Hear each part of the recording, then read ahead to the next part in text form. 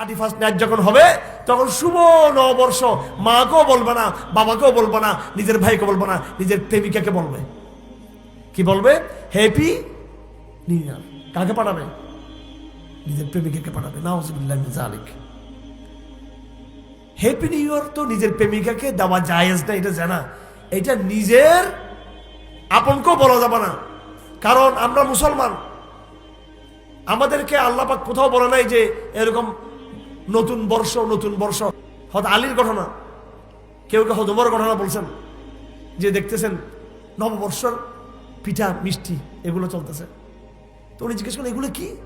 বলে আজকে পারস্য নববর্ষ। এখন তো নববর্ষ দুটো, একটা হলো বৈশাখের নববর্ষ, বাঙালি নববর্ষ, আর একটা ইংরেজি নববর্ষ। কয়েকদিন পরে সে নববর্ষ সামনে আসতেছে। তো উনি বললেন যে এটা কি? বলে এটা নববর্ষের হালুয়া রুটি।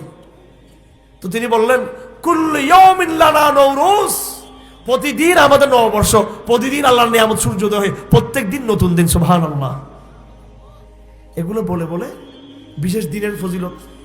আমাদের জন্য বড় দিন হচ্ছে আরাফাত দিন। কিসের দিন? আরাফাত দিন। আরাফাত দিন আল্লাহ পাক আয়াত নাযিল করেছেন, আল-ইয়াওমা আকমালতু লাকুম দীনাকুম ওয়া আতমামতু আলাইকুম নি'মাতি ওয়া রাদিতু লাকুমুল ইসলামা দীনা।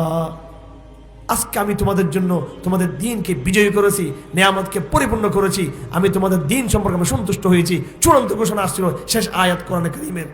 ইহুদি একজন বলতেছে এমন একটা আয়াত আমরা ইহুদিদের উপর নাজিল হয় নাই, যদি ইহুদিদের উপরে এরকম আয়াত নাজিল হলে ওই দিন আমরা ঈদ করতাম, ঈদের উৎসব করতাম। হযরত ওমর বললেন আরে বেটা, ওই আয়াতটা কোথায় নাজিল হয়েছে, কখন নাজিল হয়েছে?